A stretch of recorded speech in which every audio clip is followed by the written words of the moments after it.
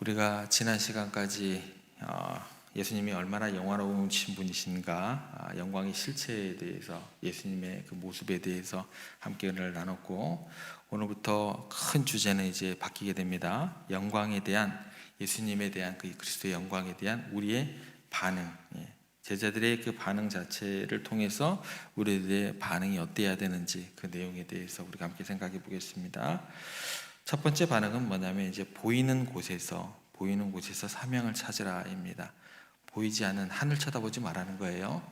보이는 곳에서 사명을 찾으라라는 내용입니다. 5절 말씀 다시 한번 가보겠습니다.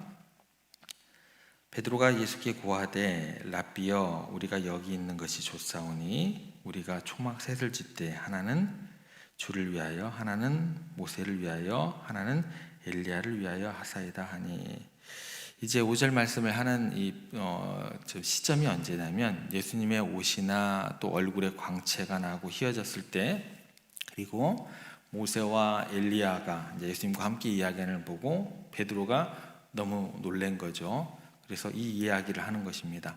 자, 긍정적인 이야기로 제가 접근을 할까요? 부정적인 이야기로 접근을 하게 될까요? 느낌으로 편안하게 어떠실 것 같으세요? 제가 이 장면을 한 단어로 표현하자고 한다면 베드로가 횡설수설하고 있는 것입니다. 그러면 긍정적일까요? 부정적일까요? 부정적인 내용으로 접근을 하겠습니다. 하나님께서 부으시는 임재와 영광, 그 영적인 체험과 놀라운 경험을 했을 때 우리들이 똑바로 쳐다볼 수 있어야 된다는 거예요. 너무 영광스럽고 신비스러운 것을 봤을 때 우리가 뭐를 봐야 될 텐가, 더욱더 그 순간 정신을 바짝 차리셔야 됩니다. 그렇지 않으면 본 것을 통해서 오히려 잘못된 것을 우리가 볼 수 있다는 거예요. 그 영광스러운 것 속에서 정말 봐야 될 것을 안 보고 허망한 것들을 볼 수 있다는 것입니다. 북미에서 유적을 탐사하던 탐사단이 한 오지에서 광부가 거했던 것으로 보이는 오두막을 찾았습니다. 그 집 안에는 2개의 해골과 많은 금이 발견되었습니다. 그리고 그 탐사 단원 중 한 사람이 왜 이 2 광부는 금을 있는 대로 다 모으고 죽었을까, 이렇게 해석을 내렸습니다.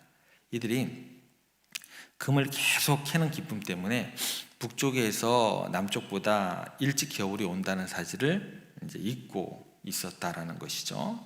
그래서 적당량의 금을 갖고 빨리 겨울이 오기 전에 이곳을 떠났어야 되는데 계속 금이 좋은 거죠.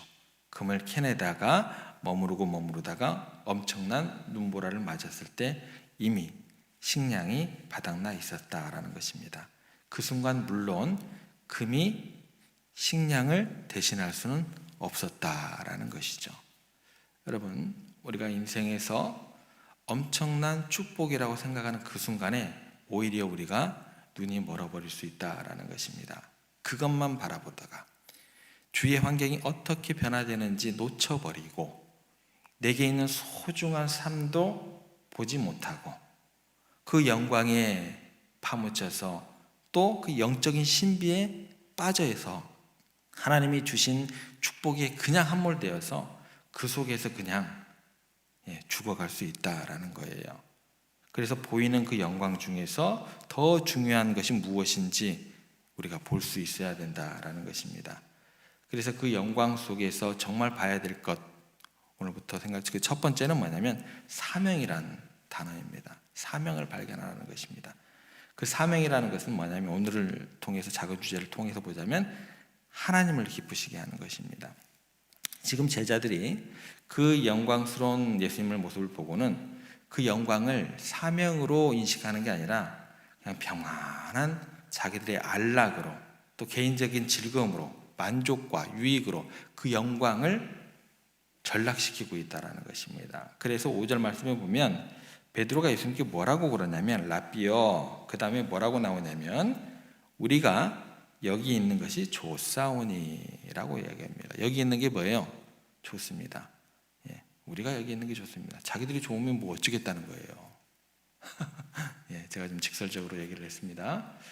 지금 여기에서 영광스러운 주님의 모습을 보면서 신비한 그곳에 아주 머물러 있기를 바란 거죠.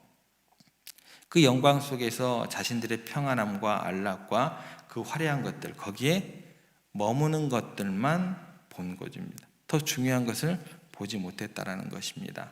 거기에 있는 목표와 의미와 사명을 보지 못했던 것입니다. 알렉산더 대왕이 이끄는 군대가 페르시아를 쳐들어가기 위해서 전진하고 있을 때 이상하게 군인들이 이전하고 모습이 또 그들의 어떤 진군의 어떤 발자국 소리가 틀린 거예요. 알렉산더 대왕이 보기에 패전을 결심이라도 한 듯이 다른 때와 다르게 힘없이 행군을 하고 있는 겁니다. 그 이유를 알렉산더는 금방 눈치를 챘습니다. 군인들이 여러 전투를 통해서 얻은 노획물을 잔뜩 가지고 있는 거예요. 노획물이 이제 웬만큼 충분히 또 많이 있다 보니까 굳이 우리가 페르시아를 쳐들어갈 필요가 있는가? 정복 전쟁을 할 필요가 있는가? 이 지금 노획물을 누리고 싶은 거예요. 이거 팔아서 또 이거 가지고 집 짓고 안주하고 싶은 생각이 들다 보니까 도전 정신도 없고 전투 의지도 없고 전쟁을 왜 해야 되나? 그들의 발걸음에 사명을 잃어버린 발걸음이 되었다라는 것입니다. 그 순간 알렉산더 대왕이 명령을 내립니다. 전 군대의 노획물을 다 한 곳으로 가지고 와라. 군사들이 보는 데서 그것을 다 불로 태워버립니다. 그 자리에 있는 사병들이 아까워서 아우 저거 어떻게 얻은 건데 발을 통통 구르고 또 안타까워하지만 뭐 표현할 방법이 없습니다. 알렉산더 대왕의 명령이니까. 결국은 다 태워버리니까 아무것도 가진 것이 없으니까 어떻게 해요? 페르시아에 쳐들어가서 노획물을 차지하지 않으면 자기들은 빈털터리가 돼서 돌아가게 되니까 아주 힘차게 전진해서 페르시아를 정복했다는 이야기가 있습니다. 여러분의 삶은 어떠세요? 예. 제가 이번 주에 아버님 생신이어서 잠깐 내려갔다 왔습니다. 또 아버지가 또 이사를 하셔서 또 거기도 좀 도와줄 거 있어서 잠깐 다녀왔는데 아버지가 제가 항상 했던 얘기가 아버지 책 다 버리세요. 근데 또 한 면을 또 책을 다 가지고 가셨더라고요. 그냥 편하게 계세요. 근데 또 계속 또 책도 계속 읽으세요. 이제는 이제 강의도 나가시지도 않으세요. 이제 연세가 있으셔서 강의는 이제 안 나가시고 워낙에 또 듣는 것이 어려우셔서 가까이 얘기하셔도 잘 못 알아들으시니까 혜안이가 그러더라고요. 할아버지는 왜 잘 못 들으셔? 그렇게 얘기를 하시더라고요. 항상 올라오실 때 저를 위해서 기도를 해주십니다. 아버지 목사님이. 근데 처음으로 이런 얘기, 기도 가운데 이런 얘기가 들어가더라고요. 제가 얼마 정도 살지는 제가 알 수 없겠지만 이런 얘기를 하시더라고요. 야, 저 기도의 문장이 저기 들어가는 건 처음인데 좀 마음이 좀 그렇더라고요.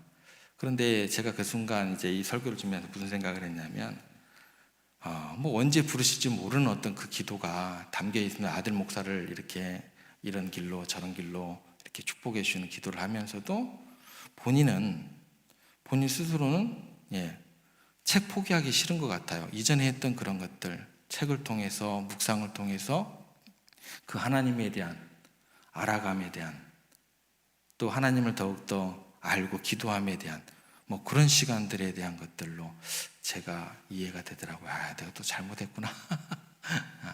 이번에 내려가서도 그런 얘기는 안 했습니다. 항상 이사 가시기 전에 그 책 다 버리세요, 아버지. 이제 그런 얘기를 자주 말했었는데 그런 설교를 주면서 그런 마음들이 생각이 나더라고요. 우리들의 삶은 어떨까? 하나님께서 우리에게 주신 영광스러운 삶, 노획물이 풍성했을 때, 모든 것이 만족스러울 때 우리가 뭐를 보고 있을까? 주신 건강 가운데서, 주신 평안함 가운데서 하나님이 주신 그것만 바라보고 하나님께서 가라 하신 그 길, 하나님께서 내게 주신 사명을 잊어버리고 이미 의욕을 상실한 삶을 그렇게 살고 있지는 않는지. 여러분, 우리는 하나님이 주신 영광 중에 내게 주신, 오늘에 주어주신 내 일, 내 사명들을 바라볼 수 있어야 된다는 거예요. 거기에 머물고 개인적으로 안주하는 것이 목적이면 그 순간 우리는 이 땅에서의 존재 이유가 사라지는 거예요. 그 영광을 나를 위한 것이 아니라 하나님의 나라를 위해서 기꺼이 베풀고 내 즐거움이 아니라 최종적인 목적이 아니고 하나님의 영광이 하나님을 기쁘게 하시는 것이 최종적인 목적이 되어야 할 것이다라는 것입니다. 여러분, 하나님께서 우리에게 주신 축복, 노획물, 영광을 보고 내가 거기에 안주하겠다고 여기 있는 게 좋사오니 하고 주신 은혜 안에 거하면 어떻게 돼요? 약해져요. 무너지게 됩니다. 제가 그래서 보통 단어들을 쓸 때요, 엘림관이라고만 얘기하지 않습니다. 뭐라고 얘기를 할까요? 뭐라고 얘기를 해요? 주보에 보면 식당. 제가 형제 자매라고 보통 얘기를 하기도 하지만 그렇게만 얘기를 하지 않습니다. 지체라고 얘기를 해요. 새로 오신 분들에 대해서 성도님이라고도 얘기하지만 무슨 씨라고도 이야기를 합니다. 여러분들의 모든 생활에 대한 것들을 온실 속의 화초로 신앙생활을 만드시면 안 돼요. 이 안에서 안주하시면 안 돼요. 여러분들이 이 안에서 주신 사랑과 은혜의 충만함을 가지고 더욱더 어디로 나가셔야 돼요? 여러분의 가정에서 머무르셔야 돼요. 여기 있는 것이 좋사오니. 좋죠. 권사님, 장로님, 목사님, 얼마나 좋아요. 거기에만 안주하면 안 된다는 거예요. 제가 그래서 이전 교회에 있을 때도 목사 같지 않은 목사로 애들에게 인식되고 싶었어요. 권사님들에게, 집사님들에게 그렇게 인식되고 싶었어요. 왜요? 그래야 그분들하고 좀 더 폭넓게 안주하지 않고 더욱더 깊이 있게 나아가는 게 되고, 더욱더 교회에 발걸음하지 못하는 그런 분들에게 더욱더 자연스럽게 나아갈 수 있다는 거예요. 여러분, 이스라엘 백성들이 가나안을 정복한 것은 사명을 위한 것이, 사역을 위한 것이 아니었습니다. 여리고성을 점령해 들어갔을 때 아간이 그 노획물의 일부를 자기 장막에 숨겼다가 자기도 죽게 되고 그 모든 혈족들이 다 아골골짜기에서 불태워지는 그런 안타까운 일을 경험하게 되더라는 거예요. 그리스도인들은요, 이 진리를 결코 잊으시면 안 됩니다. 우리를 부유하게 하시고 편안하게 하시고 건강을 주시고 영광스럽게 하신 이유는 분명한 하나님의 목적을 위한 거지, 거기에 안주하고 너희들끼리 누리고 끝나라, 이게 아니에요.